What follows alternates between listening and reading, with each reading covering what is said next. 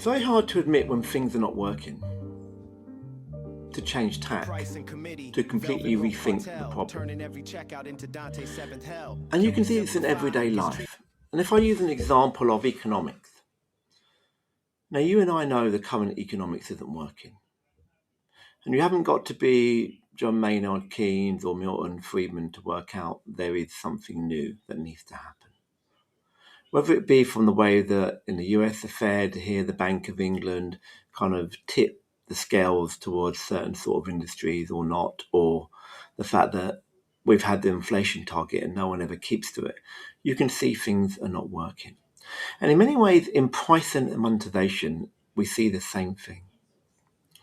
We see boundless attempts to roll out the same sort of pricing and monetization models that we've had for the last 25, nigh on even 30 years. And to a large degree, they haven't really worked. And they haven't really worked in the sense that they don't produce real profits in the same way that we expect them to.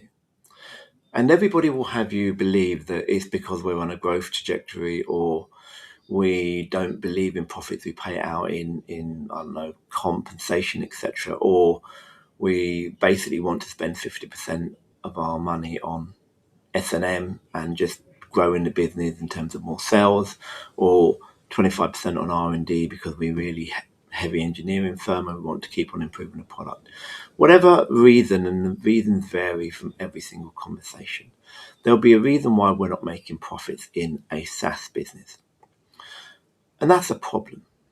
It's a problem because essentially you need to make profits to survive. And two, you need to basically prove that the business model is the right business model. And where survival sometimes isn't in doubt because the market's been able to inflate those companies, proving the business model has been problematic, but not necessarily catastrophic as yet. Now, I believe that AI will turn that problem on its head and make sure that those businesses become a catastrophe. And they will become a catastrophe, I can't even say it now, catastrophe, because, that's the fourth time I've said it, the cost base will move to a point where you cannot cope with the old model. The old business model simply does not work. And if we take the canonical example of the business model, it would be Salesforce, say. Superb company, been able to roll out a pretty decent product, very, that's the word, gregarious founder, still at the helm, Mark Benioff, and still, to be fair to him, pumping out new ideas, whether it be Agent Force, etc., Einstein. That company really pioneered a fantastic model. That seat model, which moved away from licenses, which were kind of by seat, but a bit broader, it basically unbundled licenses into a much simpler component-based pricing model. And that meant they could grow very, very quickly. And they could grow in a very, very obvious way, which says just more people, more bums on seats, then more money.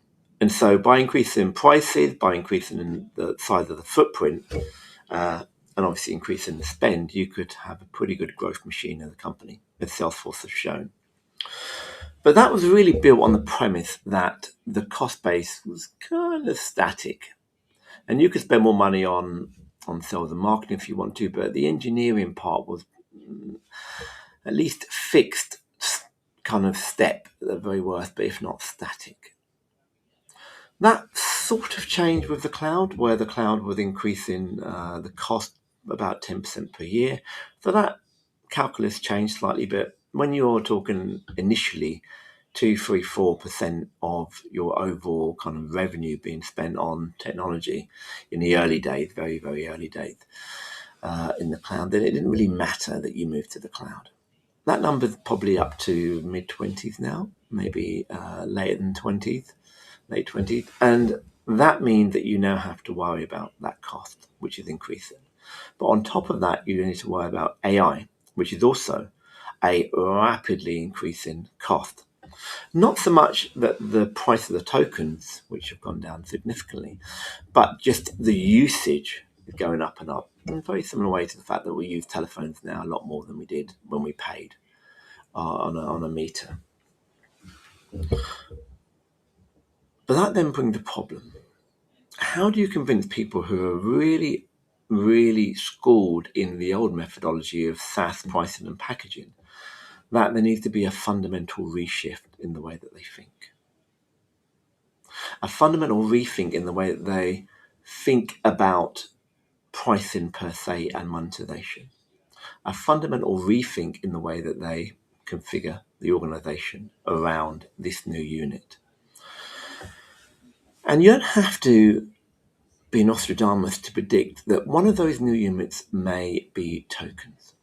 In a very similar way to the fact that the cloud didn't really name its unit of account, you can argue.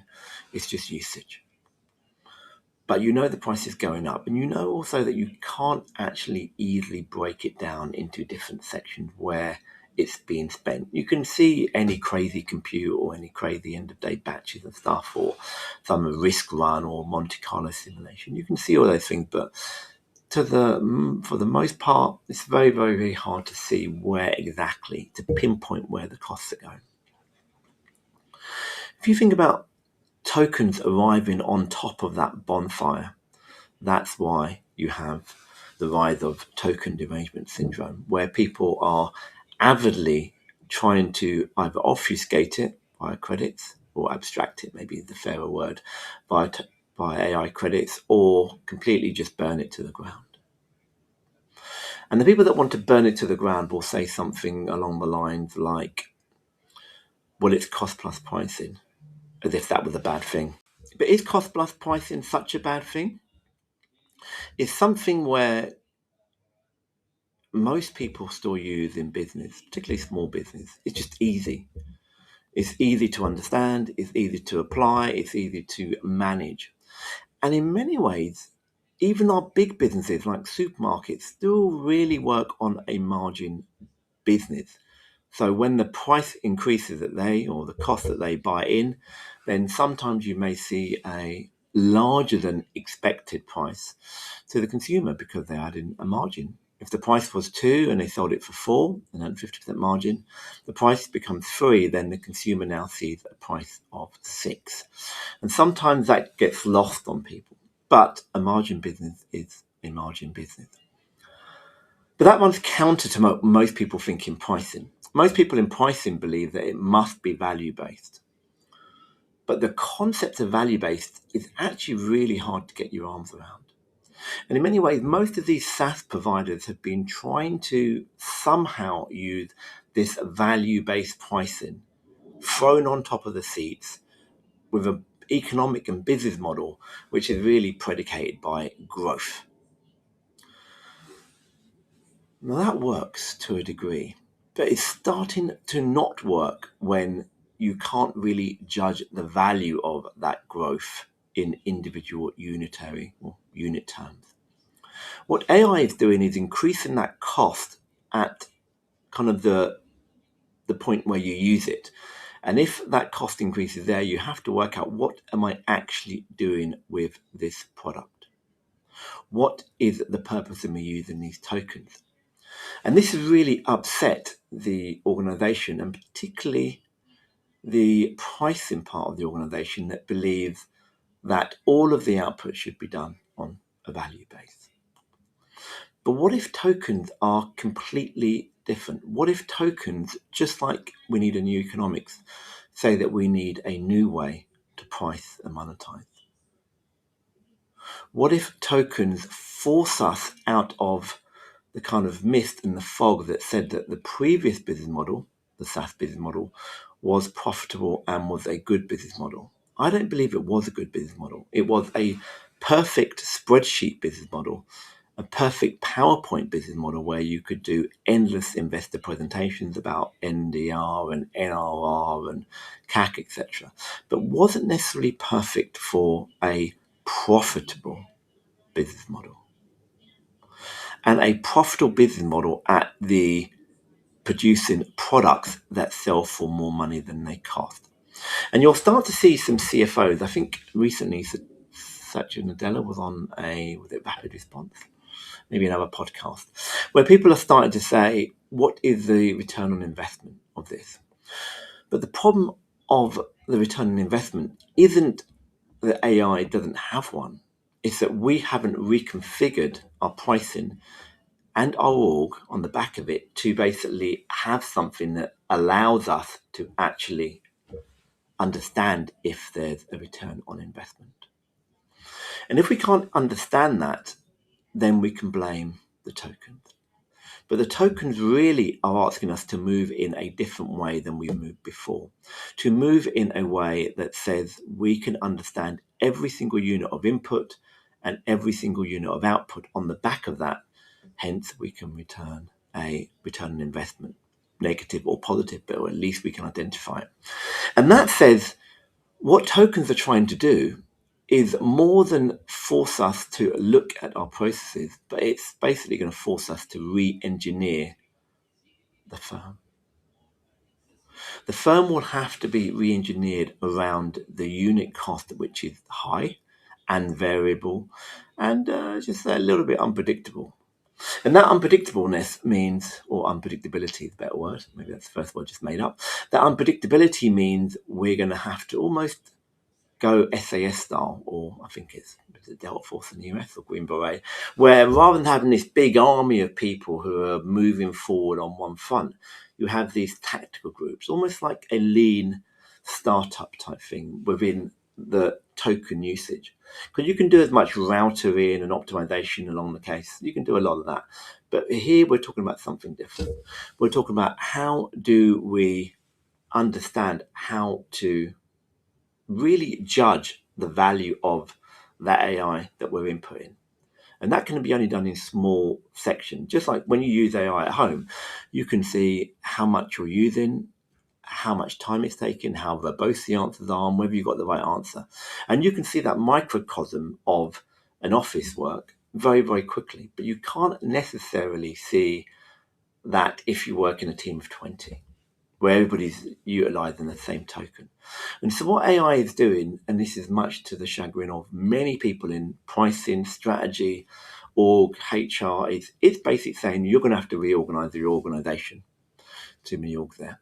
You're going to have to change the way you think, and you're going to have to reorg around almost like a guerrilla warfare.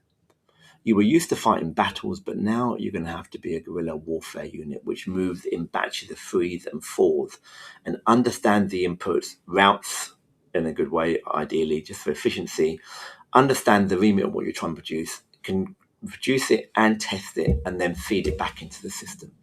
And that can't be done with an army of 100, 200, 300. That needs to be done max 5, really, really small units, really, really tightly knit that understand what they're doing. And so in many ways, the pricing has to follow that. The pricing is really following what is an experimental tool, not a tool that works perfectly, not a tool that's completely SOP like standard operating procedure like you could get from Salesforce or HubSpot. It's a tool which is used to create new value, net new value. And that requires experimentation. And if you can do that, then you may find 1 out of 10 experiments, they yield some value, but the others may not. Hence, you can't afford to overspend on the 9 without a really good plan on what the 1 is going to knock it out of the park with. And so that impacts pricing in the sense that the way pricing has to think now is at the atomic level. How do I understand what experimentation they're doing and who is this relevant for? And in many ways, Google did the same thing. Google didn't know every single client, but it tried to create a new unit of value, the click. It could be a watch later on, but the click they started off with. And that click would, in second or third order, come around to outcome-based. Because if you and I were competing for the same click and I outbid you, then I would need to have a business model that can support that. Otherwise, I would go bankrupt first, and then you would get the next batch and then bid with someone else. And so in the second and third and fourth iteration, it became outcome-based pricing, because if I wasn't able to sustain that cost, the outcome is I'd go bankrupt. You can't stand the heat, get out of the kitchen. And so now we're at a crossroads where you've got AI credits, which are kind of trying to obfuscate or at least abstract some of the raw metal token cost or understanding of tokens. And we have people still persevering with packaging and pricing seats. And then we've got people going to the raw metal of just token pricing. So in that sense, you have to argue, what is the beef with the pricing world and tokens?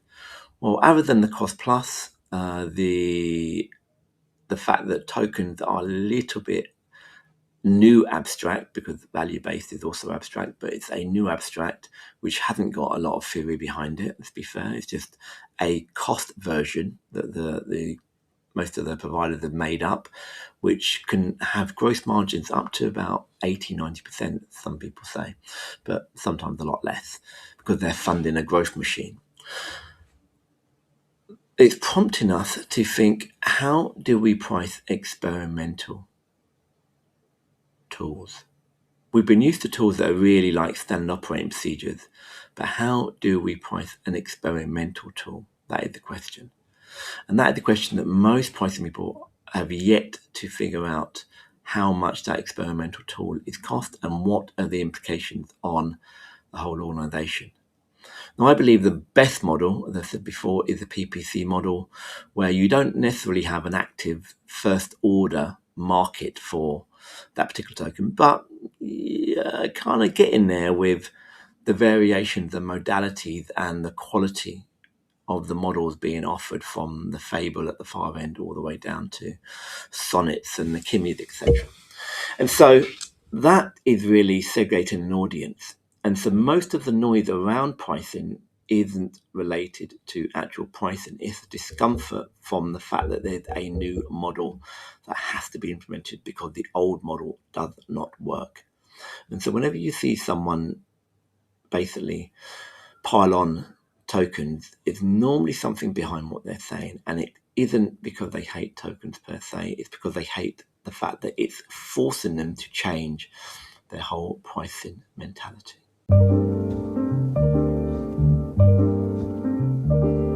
The pricing committee, velvet rope cartel, turning every checkout into Dante's seventh hell. Can we simplify? Gets treated like a crime, cause complexity looks smart when you present it in a slide.